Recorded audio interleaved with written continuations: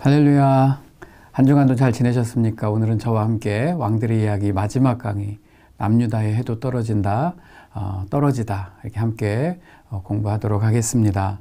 우리가 지난 시간에 히스기야 왕에 관해서 이야기를 나누었는데 히스기야 왕 때 북이스라엘이 망하였습니다. 북이스라엘이 망하는 연도가 BC 722 이렇게 저희가 말씀드렸죠.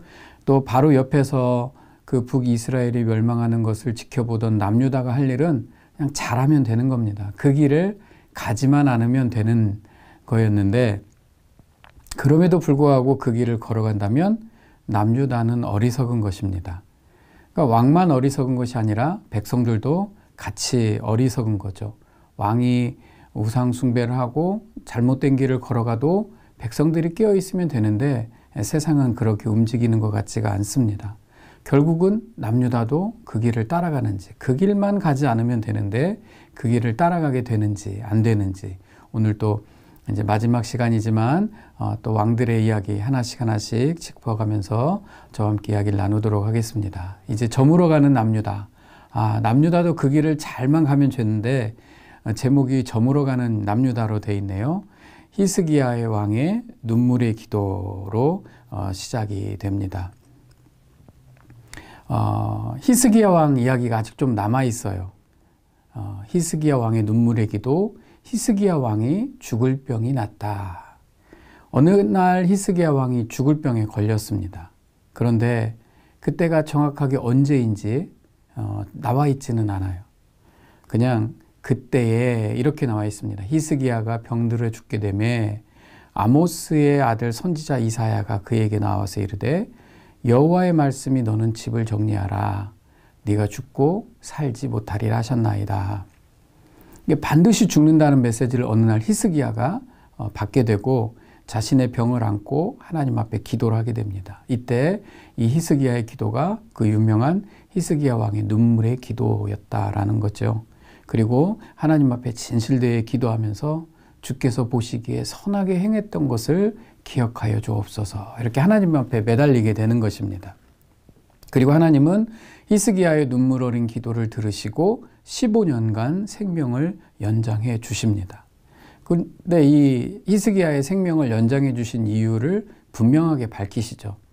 내가 너와 이 성을 아수르 왕의 손에서 구원하고 내가 나를 위하고 또 내 종 다윗을 위함으로. 성경에 보면 되게 우리 성경은 이런 말씀 많이 들어보셨죠. 하나님 중심, 성경 중심, 교회 중심. 이렇듯이 성경의 말씀도 결국은 하나님 말씀은 하나님 중심입니다. 이게 올바른 신앙이에요. 히스기야가 기도를 열심히 했기 때문에가 아니라 나를 위하고 그리고 내 종 다윗을 위함으로 하나님께서 히스기야의 병을 낫게 하셨다라는 것입니다. 그러니까 히스기야가 병에 걸린 것은 아수르 왕과의 전쟁 전인 것 같아요. 아수르와 치열한 전쟁이 있기 전에 먼저 아팠던 것 같다. 그때가 정확히 언제인지 모르지만 그때였구나라는 것을 이렇게 추측할 수가 있습니다. 그때 기도했고 히스기야가 열심히 전쟁에서 싸울 수 있었던 것도 기본적인 믿음이 있었지만 또 이 병나음을 통해서 하나님 앞에 더 간절함으로 믿음이 굳건해졌던 것, 그것이 근거가 있었기 때문에 더 열심히 아수르와의 전쟁에서 싸울 수가 있었다라는 것을 우리가 알 수가 있습니다. 그러니까 하나님께서는 이렇게 히스기야를 보호해 주시고 생명을 연장해 주신 것은 항상 하나님 자신과 다윗의 언약 때문에 이 일을 하셨다라고 성경에는 분명하게 표현하고 있어요. 그러니까 하나님은 다윗의 언약을 이어가고 있습니다. 왕들이 좋은 왕도 있고 나쁜 왕도 있고 이렇게 지나가고는 있지만 그 역사의 줄기 가운데 히스기야가 있었을 뿐이에요.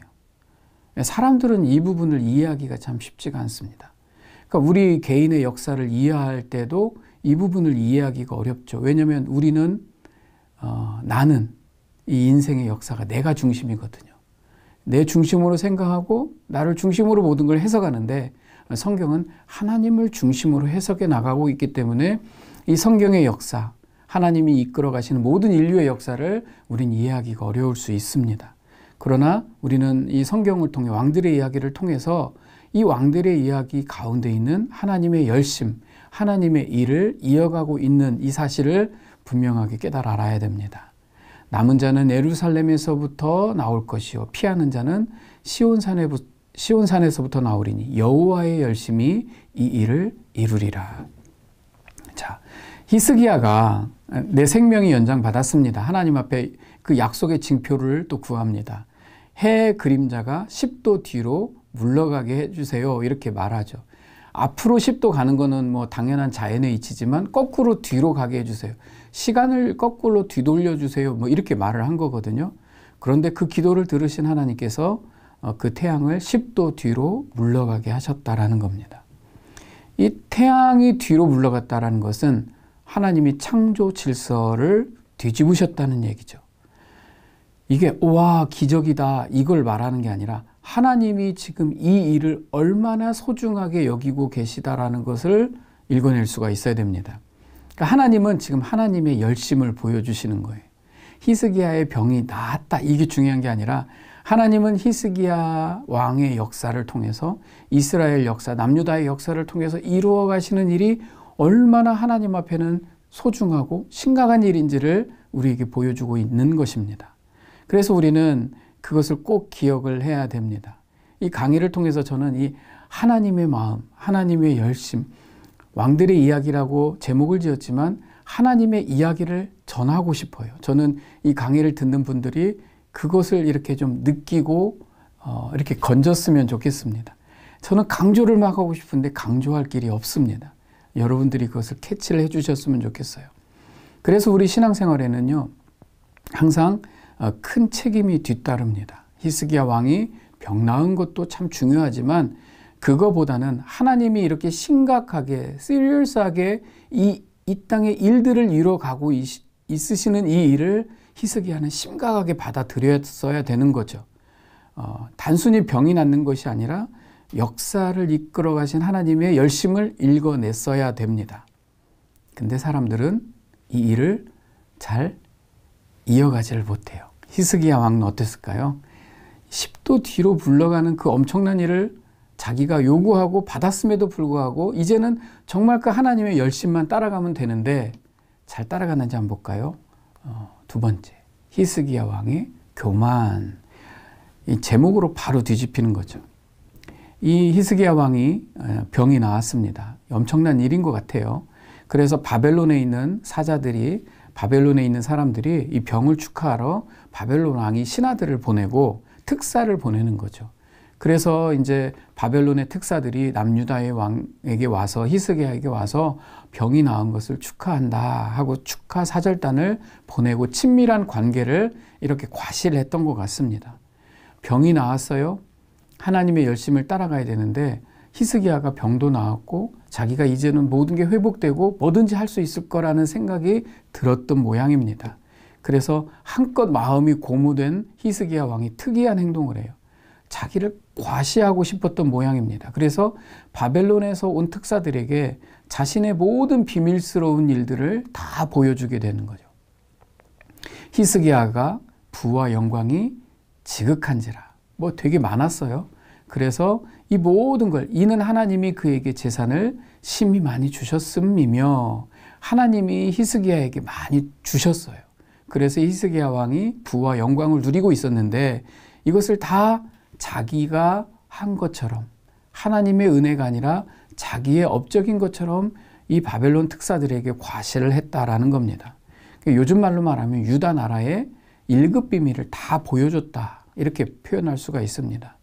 조금 더 우리식으로 각색을 한다면 히스기야가 간증을 한 거죠. 하나님이 나를 이렇게 병을 고쳐주셨고 하나님이 나에게 이렇게 이런 많은 것들을 누리게 하셨다. 뭐 이게 잘못된 게 아닙니다.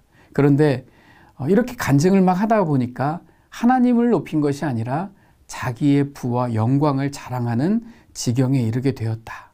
그래서 우리는 조심해야 되는 겁니다. 우리가 하나님의 영광을 드러낸다라는 것이 말이 쉽지 않아요. 사람들은 항상 자기를 드러내고자 하는 본능이 강하기 때문에 우리는 하나님의 은혜를 말하고 하나님의 영광을 말하지만 항상 자기를 드러내게 되어 있습니다. 히스기야가 지금 딱 그 형편에 놓여 있는 겁니다. 이 소식을 들은 이사야 선지자가 불이 나게 쫓아옵니다. 무슨 일이냐? 지금 왕이시여 무슨 일을 한 겁니까? 이사야가 탄식하며 말하는데 히스기야가 깨닫지도 못한 거예요. 자기가 뭔 잘못한지도 모르고 있었습니다. 그래서 이사야 선지자가 이렇게 심각한 말을 하죠. 오늘까지 쌓아두었던 것이 바벨론으로 옮긴 바 되고 왕의 몸에서 난 날 아들 중에서 사로잡혀 바벨론 왕궁의 환관이 되리라. 이사야 선지자가 엄청난 일을 말해주는 거죠. 이렇게 하나님의 영광을 가리고 자기 자신을 드러냄으로써 남유다에게 엄청난 일이 벌어질 거다. 큰일 났다. 이렇게 말하는 거죠. 근데 히스기야 왕은 잘 못 알아들었던 것 같아요. 이렇게 표현을 합니다. 당신이 전한 바 여호와의 말씀이 선하니이다 하고 또 이르되 만일 내가 사는 날에 태평과 진실이 있을진데 어찌 선하지 아니하리요. 일단은 일은 벌어졌고 내 때에 아무 일 없으면 괜찮다. 나중 일은 나중에 벌어지겠지. 이런 식으로 지금 말하고 있는 겁니다. 이 성경 구절이. 바벨론은 사실 남유다를 정탐하러 온 거예요. 왜? 바벨론은 지금 힘을 키우고 있고 점점 떠오르는 신흥 세력이었거든요. 그래서 저 변방에 동쪽에 있는 그 나라가 어느 형편에 있는지 어느 위치에 있는지 한번 보러 온 거였던 것입니다. 히스기야 덕에 남유다의 정세를 살필 수 있었고 나중에 유다를 침략할 수 있는 근거가 되게 되었다라는 겁니다. 히스기야 왕이 괜찮았던 왕인데 왜 갑자기 교만해졌을까? 참 성경은 이렇게밖에 표현 안 합니다. 히스기야가 마음이 교만하여 그 받은 은혜를 보답하지 아니함으로 해가 10도 뒤로 물러가는 기적을 경험하고도 교만해질 수 있다는 거죠. 우리 기억을 해야 됩니다. 우리는 하나님의 은혜를 받고 예를 들어서 큰 병에 걸렸는데 그 병이 낫게 되면 엄청나게 겸손해질까? 아닙니다. 사람은 결코 그럴 수가 없어요. 우리는 언젠가 또 교만해져요. 히스기야 왕이 그랬던 것처럼. 그냥 교만이 문제입니다. 그거는 히스기야 왕뿐만 아니라 우리 모두에게 해당되는 이야기입니다. 그래서 성경이 계속 교만하지 말아야 된다. 이게 남의 이야기가 아니라 바로 나 자신의 이야기인 것을 기억해야 합니다. 아무튼 히스기야는 자기 때는 잘 넘어갔어요. 뉘우쳤기 때문에 당대에는 잘 지나갔다라고 하는데 문제는 그 다음입니다. 바로 모든 악의 종합 선물 세트 므낫세 왕 이렇게 나옵니다. 바로 그 다음 왕, 바로 그 다음 때에서 일이 터지는 겁니다. 공든탑을 무너뜨리는 허무한 왕 므낫세입니다. 므낫세는 어떻게 하냐면요. 그의 아버지 히스기야가 헐어버린 산당을 다시 세우고 이스라엘의 왕 아합의 행위를 따라 북이스라엘 왕의 악한 왕 아합의 행위를 따라서 바알 제단을 다시 쌓고 아세라상을 다시 쌓고 또 자기 아들을 불 가운데로 지나가게 하고 점치고 사수를 행하고 신접한 자와 박수를 신임하고 온갖 나쁜 짓 우상 숭배를 한 왕이 바로 므낫세 왕이었습니다. 그래서 그냥 모든 악행을 모아놓은 종합 선물 세트 같은 왕이었다라는 거죠. 우상 숭배가 갑자기 히스기야 왕 다음 때에 이렇게 됩니다. 교만했기 때문에 이렇게 된 거죠. 남유다가 이제 기울고 있다라는 것을 간접적으로 우리에게 보여주고 있습니다. 므낫세 왕이 얼마나 악한 왕이었냐면 이사야 선지자를 죽이는 왕이 바로 이 므낫세 왕입니다. 우상 숭배를 지적하는 선지자들을 깨어있는 사람들을 죽이는 일까지 하는 악한 왕이 바로 므낫세 왕이었고 이때 많은 사람들을 처형하게 되고 이사야 선지자도 여기에 포함이 됩니다. 히스기야 같은 왕 밑에 어떻게 이런 아들이 나왔는지 궁금할 정도입니다. 그래서 이 이사야 선지자를 죽인다고 그랬는데 이사야 선지자가 누구냐면요. 이사야 선지자는 우시야 왕의 사촌입니다. 그러니까 이사야 선지자도 왕족이었어요. 우시야 왕이 52년간의 그 왕의 어떤 통치, 남유다의 번영을 이어갈 때에 이사야 선지자도 왕족으로서 그 번영과 그 어떤 왕족으로서의 누릴 수 있는 모든 것을 누릴 수 있는 위치였음에도 불구하고 하나님의 그 부르심에 내가 여기 있나이다. 이렇게 하나님의 부르심에 순종하고 자신의 신분과 특권을 다 내려놓고 나아갔던 사람이 바로 이사야 선지자입니다. 그냥 이사야 선지자는 뭐 우리가 뭐 신학생 하나 뭐 불렀더니 나를 보내소서 뭐 이 정도 수준이 아니라 왕족이었어요. 모든 신분과 특권, 당시에 가장 번영했던 남유다 시대에 그것을 다 누릴 수 있는 시대에 다 버리고 하나님의 선지자로서 부름을 받고 나아갔던 왕이 이사야 선지자입니다. 이 우시야 왕의 사촌인 이사야는 므낫세 왕에게는 고조 할아버지 뻘이 되는 거예요. 그러니까 이사야 선지자는 3대에 걸쳐서 하나님의 말씀을 전하고 많은 백성들에게 왕들에게 존경을 받았던 인물인데 이 므낫세가 그 고조 할아버지 뻘 된 그 이사야 선지자를 무참하게 죽이게 됩니다. 역사에 보면은 톱으로 켜서 이사야 선지자를 죽였다고 하는 아주 악한 왕이 므낫세 왕입니다. 내가 사마리아를 잰 줄과 아합의 집을 다림 보던 추를 예루살렘에 베풀고, 그러니까 이런 일이 벌어지니까요. 이렇게 되니까 남유다가 뭐 무탈했겠습니까? 너무 답답한 거죠. 어떻게 이런 일이 벌어져 있을까? 예굽에서 나온 그의 조상 때부터 오늘까지 내가 보기에 악을 행하여 나의 진노를 일으켰음이니라. 야, 정말 히스기야 왕 다음 때에 므낫세 왕이 이렇게 악한 일을 벌어지니까 정말 하나님의 진노를 일으키는 이런 일이었다라는 것이 성경에 표현되고 있습니다. 애굽에서 나온 그의 조상 때부터 오늘까지 한 번도 하나님 앞에 악을 행하지 않은 적이 없다, 이런 표현이 나오는 거죠. 얼마나 그랬으면 이스라엘이 한 번도 하나님 앞에 순종했던 때가 없냐, 이렇게 표현을 하게 되는 겁니다. 탈무드에 이런 이야기가 있습니다. 이스라엘 전체가 하나님께 순종하는 때가 하늘나라가 이 땅에 임하는 때다. 즉 한 번도 이스라엘이 하나님 앞에 순종하던 때가 없었다, 이런 간접적인 표현인 거죠. 아무튼 므낫세 왕은 이사야 선지자를 죽이는 이런 일까지 벌리게 됩니다. 당연히 뭐가 따라올까요? 징벌이 따라오게 됩니다. 그동안 조용했던 아수르가 위에서 갑자기 쳐들어오는 거죠. 이건 하나님의 징벌입니다. 하나님의 보호하심이 없었어요. 예루살렘 성은 그대로 함락되고 므낫세 왕은 포로가 되어서 아수르로 묶인 채로 끌려가게 됩니다. 근데 성경을 보면 이해가 안 되는 포인트가 하나 있습니다. 징벌, 그 다음에 회개, 그리고 용서, 이 포인트예요. 잘 보면 그가 환난을 당하여 므낫세 왕이 아수르에게 포로로 끌려갔어요. 그리고 거기에서 비로소 하나님 잘못했습니다 하고 회개 기도를 하는 거죠. 여호와께 간구하고 그의 조상들의 하나님 앞에 크게 겸손하여 기도하였으므로, 근데 하나님이 그의 기도를 받으시며 그의 간구를 들으시사. 아니, 이렇게 악한 왕인데 하나님 앞에 잘못했습니다 회개 기도했더니 하나님이 들으시고 받아주셨어요. 그리고 용서해 주셨다. 어쨌건 많은 이야기가 있지만 므낫세 왕은 이렇게 우여곡절 끝에 결국 다시 돌아오게 됩니다. 식민지이기 때문에 이 나라를 다스릴 왕은 있어야 됐겠죠. 그래서 므낫세 왕을 아수르가 다시 보내주게 되죠. 그래서 므낫세는 남유다 왕의 그 왕권을 이어갈 수는 있었겠지만 이젠 완전히 아수르의 식민지 나라처럼 살게 되었다라는 것입니다. 전 여기서 봅니다. 므낫세 왕을 용서해 주신다고? 모든 악한 것을 다시 뒤돌려버리는 이런 악한 왕을 하나님이 봐주신다고? 그러니까 하나님은 이 역사를 통해서 이루고자 원하시는 일이 있었죠. 남유다가 아직 망하면 안 됐나 봐요. 그래서 하나님의 열심히 유다를 지켜주시려고 했던 것 같습니다.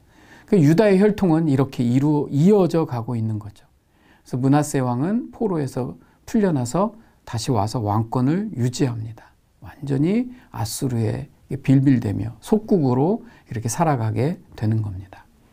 이렇게 해서 왕권을 유지하다가 그 다음 왕으로 이어지게 되는데 아몬 왕입니다. 이게 이제 이 왕들이 귀에 잘 들어오지 않죠. 유명하지, 안 들어본 왕들이지 않습니까? 므낫세는 그래도 통치를 굉장히 길게 했는데 그의 아들이 아몬 왕이 왕이 되어서 2년 동안 있다가 바로 살해당하게 됩니다. 그리고 이 아몬 왕에 대해서는 성경은 이렇게 간단하게 표현합니다. 그의 아버지 므낫세가 스스로 겸손함 같이, 므낫세 왕이 악한 왕이었어요. 기억을 잃으시면 안 됩니다. 근데 회개한 거죠. 용서를 받은 왕이에요. 그런데 그것을 성경은 겸손했다라고 표현을 하고 아버지 므낫세가 겸손한 같이 여호와 앞에서 스스로 겸손하지 아니하였다. 아몬 왕이 그래서 더욱 범죄했다. 이렇게 표현이 되는 겁니다. 남유다도 이게 폭풍을 지나가고 있는 겁니다. 아수르의 등살에 어쩔 수가 없죠. 북이스라엘이 망한 뒤로 아수르가 가만히 놔뒀겠습니까? 남유다도 편한 날이 없었습니다. 그리고 그래서 누군가에게 살해가 돼서 그 왕에서 물러났다라는 것은 이게 북이스라엘에는 자주 있었던 일이죠. 그러면 왕권이 바뀌는 거죠. 성씨가 바뀌는 거예요. 이 씨가 만약에 뭐 살해당했다 그럼 김 씨로 바뀌든지 박 씨로 바뀌든지 이렇게 되는데 지금 남유다 왕이 살해당했다라는 거죠. 2년 만에 아몬 왕이. 그리고 이 나라가 정권이 완전히 뒤집어지게 되는 그 상황이 되는 겁니다. 그런데 이런 상황에도 불구하고 요시야 왕이 그 왕위를 이어받아서 그 다음 왕이 됩니다. 사실상 남유다 마지막 왕 요시야. 자, 이제 요시야로 넘어가면서 이야기를 잘 따라오세요. 남유다 왕 중에 하나님의 마음에 가장 합한 왕이 바로 이 요시야 왕입니다. 남유다에선 솔직히 이름을 기억한다면 그 선한 왕 3명이 있었죠. 여호사밧, 히스기야, 이제 마지막 요시야 왕 이렇게 들어가는데 요시야 왕이 제일 하나님 앞에 그래도 순전한 왕이었습니다. 자, 요시야 왕이 될 때는 굉장히 정세가 혼란했어요. 아몬 왕이 살해당했습니다. 반역으로 살해당했다고 그랬어요. 그렇다면 이 반역으로 나라가 뒤집히는 상황이 되는데 이 반역자들이 갑자기 정리가 되고 8살의 나이로 요시야가 왕이 됐다라는 겁니다. 그의 신복들이 그에게 반역하여 왕을 궁중에서 죽이매. 자, 신복들이 반역해서 왕을 죽였으니까 이제는 또 다른 쿠데타가 일어났다라는 거죠. 근데 그 국민이 누군지는 몰라요. 아몬 왕을 반역한 사람들을 다 물리치고 그의 아들 요시야를 대신하여 왕을 삼았더라. 그러니까 남유다의 혈통을 이어가는 어느 세력들이 그 반역자들을 물리치고 유다의 그 혈통을 그대로 이어갔다라는 표현이 되는 겁니다. 근데 갑자기 이상한 단어가 나오더라고요. 그 국민이 이게 도대체 어떤 사람들인가? 뜬금없는 왕을 죽인 반역자를 정리한 국민이 있어요. 뭐 백성이 이런 단어도 아니고 국민이. 근데 이 단어가 암하레츠라고 하는 단어예요. 그러니까 특별한 단어가 쓰였습니다. 그러니까 어떠한 특별한 세력이다라고 우리가 추측할 수가 있는데 이게 이제 지방 단위의 호족일 경우가 있습니다. 근데 이제 이 이야기의 스토리의 전체적인 어떤 상황을 살펴보면 당시는 모든 나라가 북이스라엘이나 남유다가 지파로 엮어져 있었어요. 12지파가 있기 때문에. 그래서 한국에도 뭐 전라북도, 경상도, 경기도 이렇게 있듯이 지방자치제로 엮여져 있어서 지방 세력들이 힘이 있었습니다. 어쩌면 이 세력을 지킬 수 있었던 것은 요시야 왕의 어머니 외가 쪽의 세력이었을 수도 있습니다. 이 남유다의 혈통을 가진 이 혈통을 지키고자 하는 어떤 외가 쪽 세력의 혈통. 뭐 우리가 사극을 보면 외가 쪽 세력이 지금까지 왕들이 이야기해서 이 왕가를 지켜주었던 숨은 세력들이 외가 쪽이었잖아요. 엄마 쪽. 그랬듯이 우리가 정확히 알 수는 없지만 요시야 왕이 왕위에 오를 수 있는 이 특수한 상황이 벌어졌는데 이 반역자들을 급하게 처리하고 다시 이 왕권을 든든하게 유지하고 8살밖에 안 먹었지만 요시야 왕을 왕으로 세웠던 어떤 그 국민이라고 하는 세력은 어쩌면 요시야 왕의 어머니 쪽 외가의 그 지방 자치 세력이 아니었을까라고 이렇게 추측을 해본다라는 것입니다. 그러니까 남유다는 왕권이 흔들릴 때마다 나라가 뒤집혀 버리는 게 아니라 어떤 이러한 세력들이 이 남유다의 혈통을 이끌어가고 계시는 거죠. 그러나 우리가 이 강의를 통해서 계속 말하는 것처럼 이게 바로 하나님의 열심, 하나님의 뜻이 분명히 있었겠지만 여기에는 그 왕위를 지켜나가는 숨은 세력들이 있었다라는 것을 꼭 기억을 해야 됩니다. 요시야 왕이 8살이 되었는데 반역자들을 물리치고 왕이 될 수 있었던 원인이 바로 여기에 있는 겁니다. 그래서 그런지 요시야 왕에 관한 이야기에는 주변 인물들이 굉장히 성경에 많이 나와 있습니다. 성경을 나중에 열왕기하를 읽어보면 요시야 왕의 주변에는 사람 이야기, 사람 이름이 굉장히 많이 나옵니다. 몇 가지만 한번 정리를 해보면 요시야 왕의 어머니 여디다가 있습니다. 요시야가 왕위에 오를 때 나이가 8세라 8살이라 예루살렘에서 31년간 다스리는데 그의 어머니의 이름은 여디다요 보스갓 아다야의 딸이더라. 사실 이런 내용을 가지고 추측을 하는 겁니다. 그러니까 할아버지와 아버지가 악행을 범했음에도 불구하고 어머니 여디다가 또 요시야 왕을 잘 도와서 하나님을 기쁘시게 하는 정치를 할 수 있게 하지 않았을까. 그래서 어머니의 이름이 이렇게 등장을 하게 되는 겁니다. 그리고 또 주변의 인물에 또 한 명이 있어요. 대제사장 힐기야가 있습니다. 대제사장 힐기야는요, 나중에 여호와의 성전에서 율법책을 발견하고 힐기야가 그 책을 사반에게 주니 사반이 읽으니라. 자, 사람 이름이 많이 나오죠. 이 사람들이 다 주요 인물이었을 것이라고 생각을 합니다. 이 힐기야는 대제사장일 뿐만 아니라 어린 요시야 왕을 자문하고 영적으로 지원하는 영향력 있는 인물이었습니다. 그러니까 전 세대 왕들이 악행을 저질렀을 때에 누군가가 율법책을 성전에 숨겨서 그것을 없애지 못하게 잘 보관을 했을 것이고 나중에 힐기야 대제사장이 이것을 찾아내게 됩니다. 그리고 앞으로 일어날 모든 일들에 대해서 방향 제시를 한 사람이 바로 선한 영향력을 끼친 사람이 바로 대제사장 힐기야였을 것이다. 그 다음에 훌다라는 사람이 나옵니다. 이에 제사장 힐기야가 율법책을 발견을 했으니까 힐기야가 또 아히감과 악볼과 사반과 아사야가 여선지 홀다에게로 나아가니 요시야 왕이 하나님의 율법책을 발견했다는 소리를 듣고 이것이 정말로 하나님께 물어서 우리가 어떻게 되는지 물어보라. 그리고 누구인가로 보냈는데 훌다라고 하는 여자 선지자였다라는 거죠. 이렇게 왜 이름이 나오지? 라고 하는 등장인물들이 굉장히 많이 나옵니다. 훌다는 평범한 사람의 아내이면서 여선지자였어요. 그래서 하나님의 성전 율법책이 발견되니까 사람들을 보내서 이 여선지자에게 물어봅니다. 이런 일들이 벌어졌는데 이게 도대체 무엇입니까? 훌다는 하나님의 말씀을 풀어주죠. 유다의 터에 엄청난 하나님의 진노가 있었는데 이 백성들이 하나님을 버리고 우상 숭배를 했기 때문이다. 이제 우리가 하나님 앞에 회개하고 뉘우치고 왕이 백성들이 하나님 앞에 돌아오면 하나님이 긍휼하심을 베풀 것이다라고 훌다라고 하는 여선지자가 이제 이 모든 사람들에게 말을 해주는 거죠. 왕이 이 소식을 듣게 됩니다. 자, 여기에서는요, 이 수많은 사람들이 있어요. 이 사는 사람들. 이게 되게 중요합니다. 요시야 왕이 가장 좋은 왕이었을 때 주변에 항상 좋은 동역자가 있었다라는 겁니다. 이 동역자들을 잘 세우고 이 동역자를 아끼는 사람이 좋은 리더가 되는 겁니다. 요시야 왕은요, 혼자 좋은 왕이 된 게 아닙니다. 이렇게 숨은 동역자들이 있었고 이 숨은 동역자들에게 도움을 요청하고 그들의 의견을 듣고 함께 세워져 갔을 때에 남유다가 가장 좋은 시절, 좋은 왕으로 남게 되었다라는 것입니다. 그러니까 요시야 왕 주변에는요, 어린 나이에 왕이 되었지만 이렇게 주변에 돕는 사람들이 많았고 요시야 왕은 그 사람들을 함께 하나님 앞에 그 뜻을 펼쳐나갔다라는 것을 알게 됩니다. 자, 요시야 왕이 어렸지만 이 소식을 듣고 이제 본격적으로 나서게 됩니다. 요시야 왕의 종교개혁. 종교개혁의 첫 단추를 풀다. 요시야 왕은 어떻게 했을까요? 왕위에 있은 지 8년에 8살에 왕이 됐는데 8년 됐으면 16살이에요. 16살 때 아직 어린 나이지만 종교개혁을 시작합니다.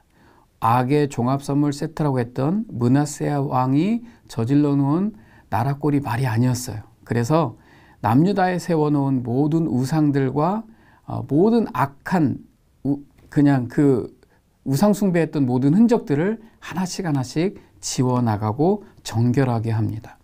그래서 예루살렘을 정결하게 하고 이 이방 우상을 철저히 제거하고 그냥 흉내만 낸 것이 아니라 완전히 제거하고 여기 보면 아세라 목상들과 아로새긴 우상들을 빻아서 가루를 만들며 태양상을 찍고 예루살렘으로 돌아왔더라. 이런 표현이 있습니다. 이 예루살렘으로 돌아왔더라. 이 표현을 한번 기억을 해주시면 좋을 것 같아요. 또 이렇게 성전을 수리하다가 여호와의 율법책을 발견했다고 했잖아요. 무리가 여호와의 전에 헌금한 돈을 꺼낼 때 제사장 hil기야가 모세가 전한 여호와의 율법책을 발견하고 이때의 반응이 또 중요합니다. 요시야 왕이 이 신명기 원본을 읽으면서 여호와의 법을 율법책을 발견했을 때에 그 앞에서 부들부들 떨었다라고 합니다. 왜냐하면 이 하나님의 말씀이 너희가 하나님을 택할 것이냐 우상 숭배를 택할 것이냐 라고 어떤 것이 하나님 앞에서 하나님의 백성들이 할 일이냐라고 이 소리를 들었을 때에 왕이 여기에 반응했다라는 거죠. 여러분, 사람들에게 문제는요, 하나님의 말씀이 임했는데 반응하지 않는다라는 것이 문제인데, 요시야 왕이 잘한 거는 하나님의 말씀에, 여호와의 율법에 반응했다라는 겁니다. 요시야 왕이 옷을 찢으며 통곡하며 회개했다.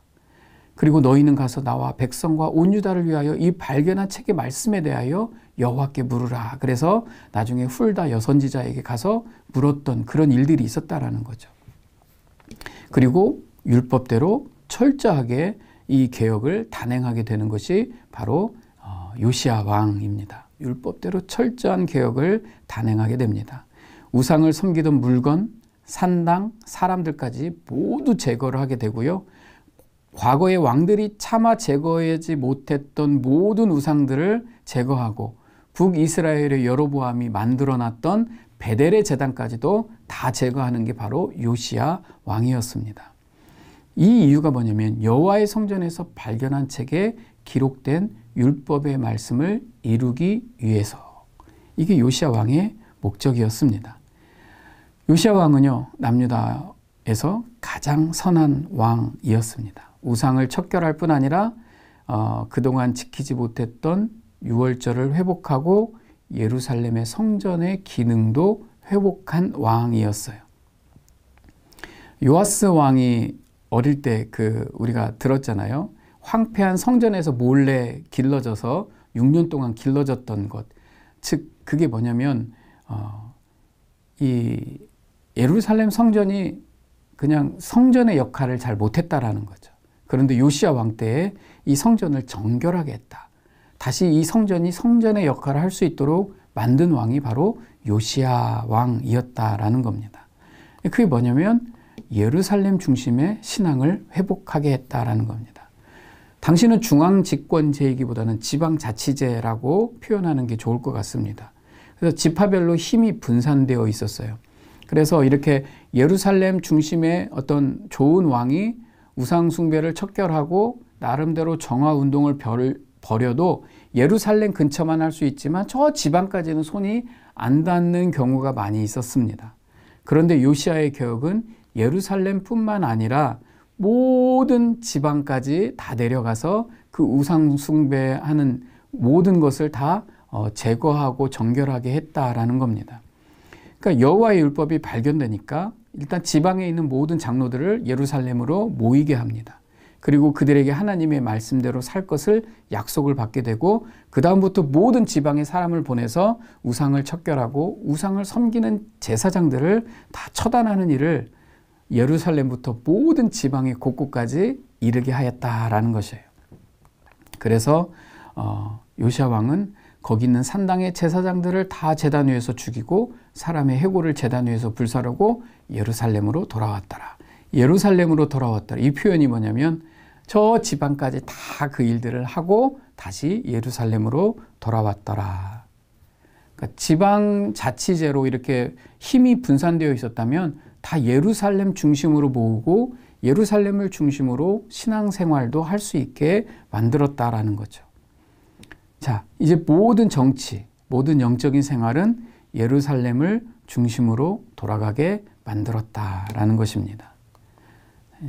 요시야와 같이 마음을 다하며 뜻을 다하며 힘을 다하며 모세의 모든 율법을 따라 여호와께로 돌이킨 왕은 요시야 전에도 없었고 후에도 그와 같은 자가 없었더라.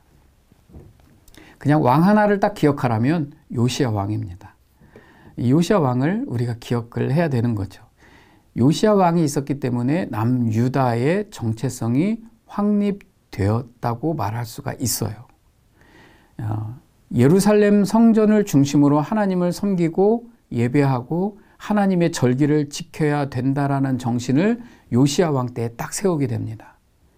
그리고 후일에 남유다가 망하지만 남유다가 다시 포로 생활에서 돌아와서 예루살렘 성전을 중심으로 그 신앙을 회복하는 그 근거가 어디에 있냐면 이 요시야 왕의 종교개혁이 있었기 때문에 그것이 가능한 거였어요. 왜냐하면 이미 남유다도 무너져 있었거든요. 모든 신앙이. 그렇다면 나중에 그냥 나라가 망하고 포로로 끌려간다 한들 그 사람들이 뭘 기억을 해서 예루살렘 성전을 중심으로 한 신앙생활을 했겠습니까? 그런데 이 요시야 왕이 이것을 다시 재정립하고 종교개혁을 하고 잘 해놨기 때문에 나중에 남유다가 망해도 다시 그 유다의 정신을 이어갈 수 있게 만들었던 그 장본인이 바로 요시야 왕이었다라는 거죠. 그래서 요시야 왕이 너무나 중요한 왕이고 훌륭한 왕이다라고 말할 수가 있는 겁니다. 그래서 이때부터 예루살렘 하나님의 성전을 중심으로 신앙생활하는 남유다의 신앙이 딱 정립됐다고 말할 수가 있는 겁니다. 그런데 안타까운 일이 벌어집니다. 국제정세에 희생당하는 요시야 왕, 이 무깃도 전투라고 이렇게 표현이 되는데요. 요시야 왕은 31년 정도 이렇게 왕위에 있었습니다. 남유다를 온전한 하나님의 나라로 탈바꿈하는 장본인이었는데 사실 이때가 나라 안팎이 조용한 건 아니었습니다. 그냥 요시야 왕이 안에서 열심히 종교개혁을 하고 나라를 잘 안정되게 하는 것은 좋았지만 바깥이 조용하진 않았어요. 왜냐하면 북이스라엘이 망했죠. 그리고 남유다도 위에서 아수르가 북이스라엘을 망하게 하고 남유다도 계속 압박을 하고 또 아수르가 저 이집트까지 계속 공략을 하는 상황에 중간에 끼인 남유다는 항상 국제정세는 힘들 수밖에 없었습니다. 그리고 또 저 먼 쪽에서 조용히 떠오르는 바벨론이라고 하는 나라가 있었습니다. 이 바벨론이 아수르를 집어삼키면 그 다음에 이집트도 위험해지고 남유다도 위험해지는 겁니다. 지도를 하나 보면 저 먼 쪽에 바벨론이 지금 떠오르고 있고요. 저 위쪽에는 지금 아직 아수르가 있습니다. 그리고 밑에는 이집트, 애굽이 있고 중간에 끼인 게 남유다였습니다. 근데 이제 바벨론이 아수르를 공격을 하기 시작합니다. 아수르가 계속 북이스라엘도 점령하고 힘이 센 나라였는데 바벨론이 점점 힘이 더 세지는 거예요. 그래서 바벨론이 먼저 위에 있는 아수르를 침공하게 됩니다. 근데 밑에 있는 애굽, 이집트가 보니까 아수르가 무너지면 이제 자기네도 위험하게 될 것 같아요. 그래서 애굽, 이집트가 저 아수르를 도와주기 위해서 위로 올라가게 됩니다. 군사를 이끌고 위로 올라가게 돼요. 근데 거기에 있던 요시야 왕이 무깃도에서 길을 딱 막습니다. 이집트는 못 지나간다. 여긴 우리나라 땅이야. 못 지나가. 이렇게 말합니다. 근데 이 이집트 왕 느고가 요시야에게 사신을 보내서 이렇게 말합니다. 내가 오늘 너희들과 싸우려고 하는 것이 아니다. 내가 위에 있는 저 바벨론과 싸우려고 하는 거다. 그러니까 길을 좀 비켜줘라. 이렇게 말을 하는 거죠. 근데 요시야 왕이 거기서 길을 막게 됩니다. 왜냐하면 요시야 왕은 이 아수르로부터 계속 압박이 있었거든요. 그러니까 이 아수르가 힘이 약해지면 자기네가 온전할 거라는 생각을 했던 것 같아요. 그래서 이집트가 아수르를 돕는 것을 원치를 않았던 것 같습니다. 그래서 길을 막았던 거죠. 그리고 그곳에서 이 무깃도에서 요시야 왕 남유다와 이집트가 전쟁을 벌이는데 그게 바로 무깃도 전투라는 거죠. 근데 애석하게도 요시야 왕이 바로 이 무깃도 전투에서 전사하게 된다라는 겁니다. 너무나 훌륭한 왕인데 성경을 읽다 보면요, 요시야의 죽음이 뜬금없어요. 갑자기 죽어버립니다. 그 자세한 설명도 없어요. 그냥 내버려 두지. 어쩌면 이 열왕기서, 이 왕들의 이야기를 적고 있는 선지자나 그 훗날의 제사장도 너무나 이 사실이 안타까웠을 수 있지만 남유다는 여기서 그냥 갑자기 어느 날 요시야 왕이 죽고 나서 갑자기 붕 떠버리는 그런 느낌을 가진 나라가 되어버리게 됩니다. 결국 이집트에게, 느고 왕에게 남유다는 패배하게 되고 왕이 죽어버리게 되는 거죠. 그리고 그렇게 되면 어떻게 됩니까? 남유다는 마치 이제 이집트의 식민지처럼, 속국처럼 되어버리게 되는 것입니다. 여기에서 갑자기 안타깝게 그 훌륭한 요시야 왕이 죽고 남유다는 이제 공중에 붕 뜬 겁니다.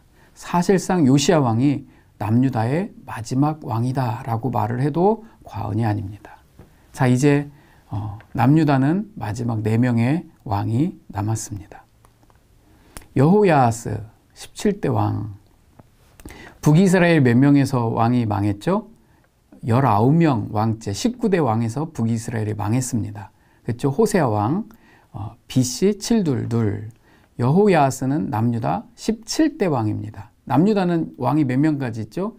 20명까지 있어요. 20대 왕까지 있으니까 거의 다 왔네요. 근데 실질적인 왕은 16대의 요시야 왕이다 라고 이렇게 말을 했었습니다.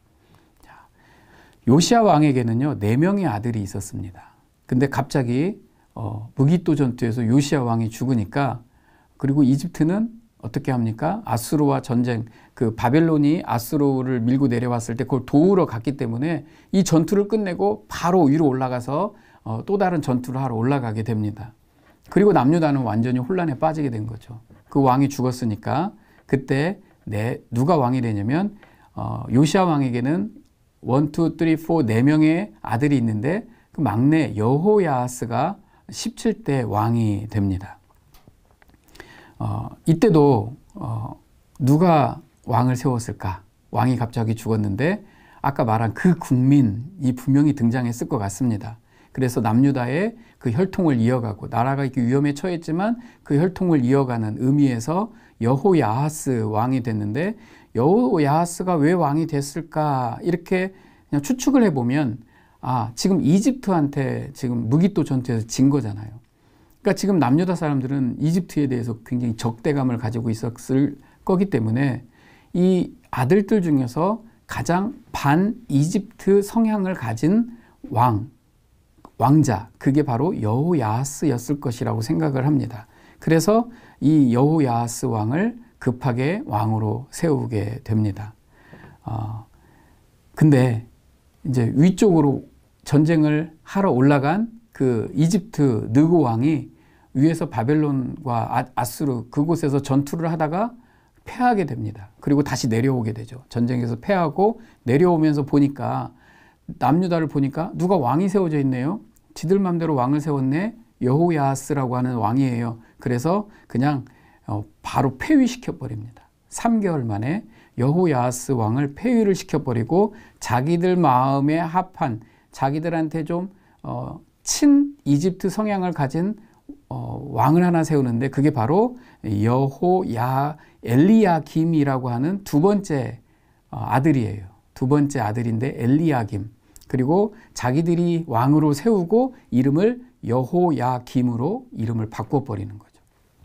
그러니까 마치 일본이 조선에 자기들 마음대로 왕을 세우고 이름도 일본식으로 바꿔버리는 뭐 그런 식이 되는 겁니다. 그래서 여호야김 둘째가 갑자기 18대 왕이 되는 겁니다. 18번째 왕이 되는 거예요. 그래서 이름도 엘리야김에서 여호야김으로 바뀌게 되는 겁니다. 그러니까 큰 의미가 없죠. 이집트에 의해서 왕이 세워졌으니까. 그래서 여호야김으로 다시 이제 왕이 바뀌게 되는 겁니다. 잘 따라오시겠어요? 제가 여기서 이제 BC 609년에서 598년이라고 적은 거는 남유다가 몇 년도에 망하죠? BC 586. 망할 때가 얼마 안 남았다. 이것을 좀 보여주기 위해서 제가 연도를 BC 609에서 598을 넣은 겁니다. 자, 여호야김은 이집트에 의해서 왕이 세워졌고 이집트가 무서웠어요. 그래서 이집트한테 잘 보이려고 요시야 왕이 했던 엄청난 그 종교개혁을 다 뒤집어 버립니다. 그래서 여호야김은 나쁜 왕이에요. 악한 왕입니다. 이때 이제 선지자들이 등장을 하게 되는데 이게 친애굽 성향을 가진 악한 왕이죠. 그래서 선지자들이 나오는, 이때 하박국 선지자가 나옵니다. 하박국 선지자가 이런 이야기를 하죠. 무화과 나무가 무성치 못하며 포도나무 열매가 없으며 감람나무에 소출이 없고 외양간 송아지 없을지라도 난 여호와로 말미암아 즐거워하리. 난 구원의 하나님으로 말미암아 기뻐하리로다. 나라 꼴이 말이 아닌데 나는 여전히 하나님의 그 열심, 하나님이 이끌어 가시는 그것을 믿기 때문에 난 오직 여호와로 기뻐하리로다. 이렇게 외치는 게 바로 이 타이밍이라는 것입니다. 자, 그 다음에 또 등장하는 선지자가 예레미야 선지자가 있었습니다. 예레미야 선지자는요, 이 여호야김에게 강하게 반대하는 그런 선지자였기 때문에 굉장히 여호야김 왕이 에레미야 선지자를 싫어했어요. 그래서 예레미야 선지자의 막 두루마리, 예언의 두루마리도 막 불태워버리고요. 아주 악한 왕이었습니다. 그리고 예레미야는 여호야김이 불신앙하는 거, 하나님을 반대하는 거, 막 이런 것을 막 직접적으로 막 지적하는 그런 선지자였기 때문에 또 만약에 예레미야 선지자 이렇게까지 말해요. 여호야김이 죽어도 아무도 애국하지 않을 것이다. 아무도 슬퍼하지 않을 것이다. 막 이렇게 말을 하게 됩니다. 여호야김에 대하여 통곡하지 아니할 것이며 통곡하지도 아니할 것이라. 뭐 이런 왕은 죽어도 마땅하다. 막 이렇게까지 하는 거죠. 그래서 매일 이 나라가 망할 것을 슬퍼하던 슬퍼하던 선지자가 바로 예레미야 선지자, 눈물의 선지자 예레미야입니다. 또 등장하는 게 에스겔 선지자입니다. 이렇게 예레미야와 유다 왕이 대립각에 있을 때 그 옆에서 먼 발치에서 지켜보던 제사장으로 길러지던 젊은 소년이 하나 있었는데 그 선지자가 바로 에스겔입니다. 17살이었어요. 이때 나중에 이 여호야김의 만행을 다 보고 자란 선지자, 제사장이었죠. 그래서 나중에 바벨론 포로로 끌려갈 때 바벨론으로 끌려가게 되는 선지자가 바로 에스겔입니다. 이 타이밍에 이런 사람들이 있었다라는 것을 그냥 알려드리는 겁니다. 자, 이제 또 어떤 일이 벌어지냐면 갈그미스 전투에서 이집트가 무너지다. 그러니까 지금 여호야김 왕 때에는 이 지금 남유다를 붙잡고 있는 게 이집트였어요. 이집트가 꽉 붙잡고 식민지처럼 휘두르고 있었던데, 자, 어떤 일이 벌어지냐면 바벨론이 또 가만히 있지 않죠. 위에 아수르를 집어삼켰거든요. 이제 바벨론이 위에서 아수르를 집어삼켰으니까 어디로 내려올까요? 남유다, 이집트도 잡아먹으러 내려오게 되는 것입니다. 자, 이 이집트의 이 힘의 균형을 깨기 위해서 밑에서 엄청난 강대국 이집트가 자기 나라에선 전쟁 안 하잖아요. 보통 다른 나라에서 전쟁을 하잖아요. 그러니까 저 바벨론도 자기네 나라 땅이 아니고 이집트도 자기네 나라 땅이 아니에요. 꼭 다른 나라에서 싸움을 하잖아요. 강대국들은. 그래서 이집트가 올라오게 됩니다. 그리고 바벨론과 갈그미스라고 하는 곳에서 전투를 벌이게 되죠. 여기에서 누가 주도권을 뺐느냐. 이게 굉장히 중요한 전투입니다. 근데 이 갈그미스 전투에서 누가 이기냐면 바벨론이 이기게 되죠. 그리고 이집트는 여기서 패하게 됩니다. 자, 이제 모든 게 어떻게 됩니까? 바벨론에게 힘이 다 넘어가게 된 거죠. 그럼 남유다는 이제 누구의 속국이 될까요? 바벨론의 속국이 되겠죠. 바벨론이 힘이 세졌으니까. 그냥 중간에 끼었으니까. 자, 여호야김은 친 이집트 성향을 가졌다라고 했습니다. 그런데 힘이 바벨론으로 가버리게 되었다라는 거죠. 바벨론이 위에서 이집트를 이기고 남유다를 가만히 내버려 뒀을까요? 아닙니다. 남유다로 쳐들어오죠. 그리고 이 여호야김은 친 이집트 성향을 가졌고 이집트한테 붙는 왕이었기 때문에 자꾸 이집트를 기대려고 할 때 예레미야 선지자가 여호야김에게 아니다, 바벨론한테 이건 하나님의 뜻이니까 그냥 순종하고 이집트한테 붙지 마라 이렇게 말했음에도 불구하고 여호야김은 계속 친 이집트 성향을 가진 정치를 하려고 합니다. 그때 여호야김 3년에 바벨론의 느부갓네살 왕이 군대를 이끌고 와서 유다를 공격하게 됩니다. 이때 여호야김 왕은 쇠사슬에 묶여서 포로가 되게 되고요. 성전의 그릇과 기구들이 약탈당하고 왕족과 귀족 출신 재능 있는 사람들이 다 포로로 끌려가게 되는데 이때가 바벨론 1차 포로 BC 605년입니다. 이때 누구도 끌려가냐면 다니엘도 끌려가게 되죠. 바벨론 1차 포로에서 여호야김이 바벨론으로 끌려갔다가 이제 풀어주죠. 왜냐하면 또 이 속국이니까 속국을 누군가는 다스려야 되니까 너 정신 차려. 내 이제는 남유다도 바벨론 거야. 뭐 이렇게 말을 듣고 다시 오게 됩니다. 그리고 결국 여호야김은 돌아와서 나라를 좀 다스리다가 이제 죽게 되고 왕권이 바뀌게 되는 거죠. 세 번째 여호야김의 아들 여호야긴이 남유다의 19대 왕이 됩니다. 이때 여호야긴도 8살밖에 안 됐습니다. 8살의 나이로 왕위에 오르게 됩니다. 근데 여호야긴 왕도 별로 한 일이 없어요. 왕이 된 지 한 3개월밖에 안 됐는데 바벨론이 또 쳐들어와서 여호야긴 왕을 포로로 그냥 끌고 가게 되는 것입니다. 그러니까 바벨론은요, 남유다를 그냥 데리고 노는 거예요. 그냥 자기 나라로 삼기 위해서 여호야김이 말을 안 들어요. 자꾸 친 이집트 성향을 가지니까 이집트한테 붙어서 어떻게든 바벨론으로부터 벗어나려고 하니까 그 다음 여호야김의 아들 여호야긴이 되자마자 3개월 만에 포로로 그냥 끌고 가버리고 다른 왕을 세우게 된다라는 것입니다. 그래서 이때 2차 포로로 사람들을 끌고 가게 됩니다. 이때 여호야긴도 끌고 가고요. 또 예루살렘의 모든 백성과 지도자와 용사 10,000명과 장인과 대장장이를 사로잡아가매 비천한 자 외에는 그 땅에 남은 자가 없었더라. 이때 제사장 예스겔도 포함돼서 바벨론으로 끌려가게 되는 것입니다. 나중에 여호야긴 왕이 사로잡혀 끌려가서 5년 후에 그발강가에 서 있는 에스겔서 이렇게 시작이 되거든요. 그때 에스겔이 바로 요때다. 끌려간 지 5년 후, 요때 끌려가서 5년 후에 바벨론 근처에 있는 그발강가에 서서 나라를 쳐다보면서 그 동쪽을 쳐다보면서 한탄하는 장면이 에스겔서의 시작 부분으로 나오게 됩니다. 아, 요 타이밍이구나. 이것을 가지고 있으면 성경을 좀 읽을 수 있습니다. 자, 이제 여호야긴을 포로로 끌려가니까 마지막 허수아비야 왕을 하나 세워야죠. 그게 바로 시드기야 왕, 남 20대 왕입니다. 거의 다 끝났네요. 마지막 왕이네요. 바벨론은 보시면 제일 처음에 여호야스 왕이 되고 그 다음에 여호야김 왕이 엘리야김인데 이집트가 이름을 바꾸고 여호야스는 3개월 만에 포로로 끌려가고 그 다음에 여호야김이 엘리야김이 이름이 바뀌어서 여호야김이 되고 그 다음에 여호야김이 죽은 후에 여호야긴 그 아들이 왕이 되었는데 그 아들이 없었나 봐요. 어려서. 그래서 바벨론이 누구를 세우냐면 요시야 왕의 아들이죠. 여호야긴의 삼촌이겠네요. 시드기야를 이렇게 왕으로 세우게 됩니다. 바벨론의 꼭두각시 왕으로 세우는 거죠. 이름이 마따니아인데 이름을 바꿔버려요. 왕으로 자기네가 세우고 시드기야로 이름을 바꾸게 되는 것입니다.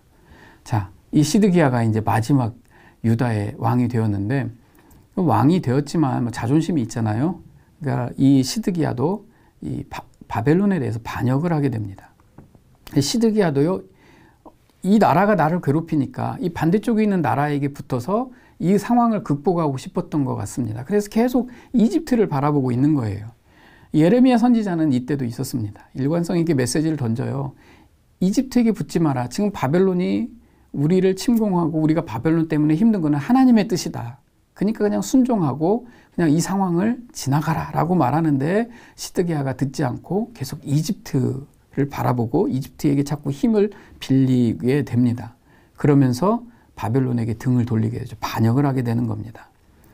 이제 그리고 본격적으로 이집트를 의지하고 바벨론을 막 대항하는 때가 BC 592년이었어요. 에스겔이 바벨론 그발강가에 서 있을 때 그때가 BC 592년입니다. 자, 이렇게 되니까 바벨론이 냅둘까요? 바벨론이 쳐들어오죠. 바벨론이 다시 쳐들어옵니다. 시드기야 왕 9년에 바벨론의 느부갓네살 왕이 다시 군대를 이끌고 쳐들어와서 3년간 예루살렘을 공략합니다. 3년간 버틸 때에 예루살렘은 다 파괴됩니다. 하나님의 성전도 다 파괴되고 모든 것이 다 망가지게 되죠. 이렇게 3년을 버텨서 이집트한테 붙어서 느부갓네살 왕에게 대항하다가 모든 것이 다 남유다가 망가지고 폐허가 되고 무너지게 되었는데 정작 시드기야 왕은 도망가게 됩니다. 그런데 도망을 가다가 바벨론 군사들에게 붙잡히게 되죠. 그리고 시드기야는 눈이 뽑힌 채 바벨론으로 포로로 끌려가게 되는데 이게 바벨론 3차 포로. 그러나 남유다는 완전히 멸망하는 때가 되는 것입니다. 이게 BC 586 남유다가 이렇게 멸망하게 됩니다. 그러니까 사실 마지막 4명의 왕은 그냥 속국으로 지나간 거지 실제적으로 남유다의 실제적인 마지막 왕은 요시야 왕이었다라고 말할 수가 있는 것입니다. 남유다는요 그냥 이렇게 망해버렸습니다. 제가 뭔가 극적으로 막 남유다가 멸망한 것을 설명하고 싶었는데 뭐 설명할 게 없습니다. 나라가 망하면 허망한 겁니다.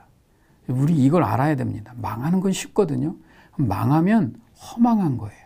할 게 없어요. 인생도 그렇습니다. 인생도 망하면 그냥 망하는 겁니다. 그러니까 우리가 이 하나님 안에서 우리가 하나님이 주신 은혜, 하나님이 주신 긍휼하심을 이어간다라는 게 너무나 소중한 겁니다. 끝나면 허망한 거. 남유다 586, 북이스라엘 BC 722 허망한 겁니다. 이렇게 끝이 나버렸죠. 자, 왕들의 이야기 여기서 이렇게 끝납니다. 근데 살짝만 더 들여다볼게요. 왜냐하면 하나님의 일하심이 있어야 되고 하나님의 열심이 원래 이 메인 핵심이니까. 5번째, 부록, 남은 자들입니다. 자, 이 3개월 만에 바벨론 포로로 끌려간 여호야긴이 있습니다. 그냥 왕이 됐다가 3개월 만에 8살짜리 왕이 바벨론으로 끌려가게 되죠. 근데 성경에 보니까 이렇게 나와 있습니다. 유다왕 여호야긴이 사로잡혀간 지 37년, 곧 바벨론의 에윌무로닥 왕의 즉위 원년 12째 날 25째 날 그가 유다의 여호야긴 왕의 머리를 들어주었고 감옥에서 풀어주었더라. 바벨론 왕이 이제 시대가 세월이 변했겠죠. 바벨론도 왕이 변했고 바뀌었고 그 왕이 8살짜리 왕이 포로로 끌려갔는데 바벨론에서 있다가 37년 만에 그 왕을 풀어주고 그리고 그의 지위를 온전하게 회복시켜줬다라고 이렇게 표현이 되고 있는 것입니다. 모든 왕의 지위보다 높이고 죄수의 의복을 벗게 하고 평생 왕 앞에서 함께 먹게 하고 그가 쓸 것을 다 제공해줬다라고 성경에 나와 있거든요. 아주 먼 훗날에 남유다가 이제 바벨론 포로에서 귀환하게 되는데 이때 1차 포로 귀환을 하는 그 리더가 스룹바벨입니다. 기억하시죠? 스룹바벨 들어보셨죠? 이 스룹바벨이 바로 이 여호야긴 왕의 손자였습니다. 아, 하나님께서 이렇게 그 혈통을 이어가고 있는 하나님의 열심, 하나님의 일하심이 여전히 이 왕들의 이야기 속에 이어져 가고 있다는 사실을 우리는 기억을 해야 됩니다. 이 여호야긴의 손자가 바로 스룹바벨이었기 때문에 하나님은 기어이 일을 이루십니다. 이 남은 자를 통해서 하나님은 하나님의 일을 이루십니다. 이 이스라엘 왕들의 이야기는요, 하나님의 이야기, 하나님이 이끌어 가시는 역사 이야기입니다. 사람들은 실패하지만 그 끈을 이어가시는 하나님, 이 역사를 통해서 하나님이 기어이 일을 이루시고자 하시는 것, 바로 그 주인공이 하나님이시다라는 거죠. 제가 이 왕들의 이야기 강의를 준비하면서 말하고 싶었던 것, 계속 말하고자 하는 것, 강의라는 저 자신에게도 스스로 말하는 게 바로 이 하나님의 이야기, 하나님의 일하심이다라는 거죠. 수많은 왕들의 이야기를 통해서 하나님은 참으시고 때로는 고난을 주시고 또 그들이 하나님 앞에 돌아오기를 바라시고 그러면서 하나님은 그 다윗과의 언약을 끝까지 이루어 가시는 그 하나님의 열심과 하나님의 이야기가 이 왕들의 이야기에 담겨져 있다라는 거죠. 말씀을 좀 결론을 하겠습니다. 왕들의 얘기 오늘 마지막 강의니까 여기에서 하나 아는 건 뭐냐면요. 이 역사를 통해서 하나 배울 수 있는 게 뭐냐면 역사는 시작한 곳에서 그 끝을 맺게 되어 있다라는 겁니다. 여러분, 아브라함이 갈대아 우르에서 시작을 하죠. 그 갈대아 우르가 바로 바벨론이거든요. 근데 결국 이스라엘 백성들이 나라가 되고 그 나라가 망해서 포로로 끌려간 곳이 바로 다시 바벨론이다라는 거죠. 바벨론에서 시작한 그것이 바로 그 역사가 다시 바벨론의 자리에서 끝이 나게 되는 거. 이게 역사라는 겁니다. 그러니까 우리는 역사는 항상 되풀이되고 그 자리에서 그 자리로 가게 된다는 것을 우리는 꼭 기억을 해야 됩니다. 그래서 우리 주변에 있는 역사, 나라의 정세, 이것도 꼭 그것을 간과하지 않아야 합니다. 무시하면 안 된다는 거죠. 그리고 이스라엘 역사를 짚어가다 보면서 느끼는 게 뭐냐면 이 대한민국의 역사도 비슷하다는 거죠. 한반도가 남과 북으로 나뉘어져 있습니다. 남과 북이 갈라져 있고 남쪽이 조금 나은 것 같고 북쪽은 좀 덜한 것 같고 그렇다면 우리가 이 역사가 비슷하게 흘러간다면 우리는 뭘 해야 될까? 대한민국이 어떻게 하면 좀 하나님 앞에서 잘할 수 있을까? 그렇죠. 이 신앙의 순수함, 하나님을 향한 그 신앙을 잘 지켜야 된다는 숙제가 대한민국에 있습니다. 이걸 잘해야 되는 거죠. 역사에는 전환점이 있었어요. 솔로몬 왕이 터닝 포인트가 있어서 나라가 쪼개지고 갈라지고 우상숭배하게 되는데 그 터닝 포인트가 뭐냐면 우상숭배예요. 하나님을 의지하지 않고 세상을 의지하는 거가 이 터닝 포인트가 되어버리는 거죠.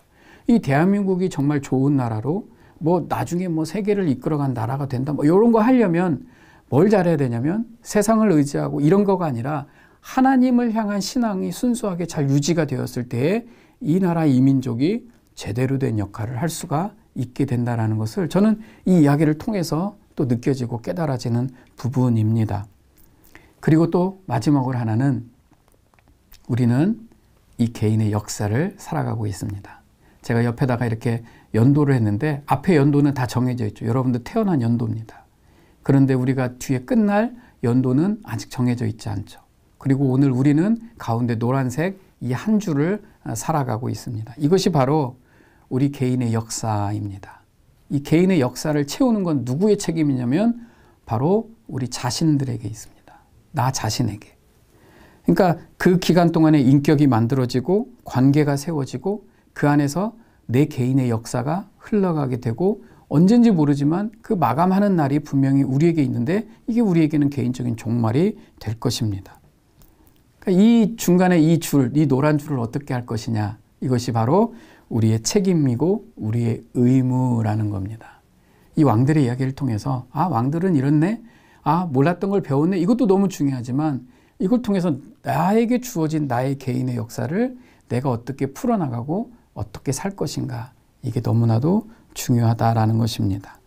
이 왕들의 이야기를 통해서 오늘 내 개인의 역사 가운데 정말 하나님 앞에 순수하게 신앙을 지키고 모든 우상을 다 척결하고 처단하고 정결하게 하나님을 바라보고 나아가는 내 개인의 역사가 되어야 되겠다라고 다짐한다면 우리는 이 강의를 아주 잘 들은 것이고 저도 이 강의를 통해서 저 자신이 많이 배우게 된 것입니다.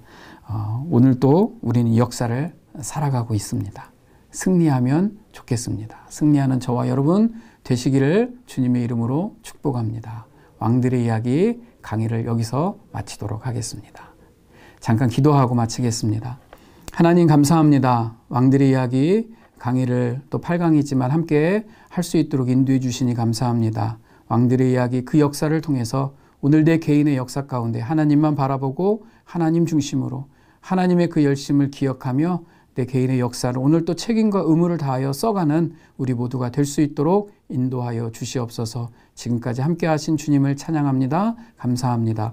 예수님의 이름으로 기도하옵나이다. 아멘. 감사합니다. 수고하셨습니다. 모든 강의 마치겠습니다.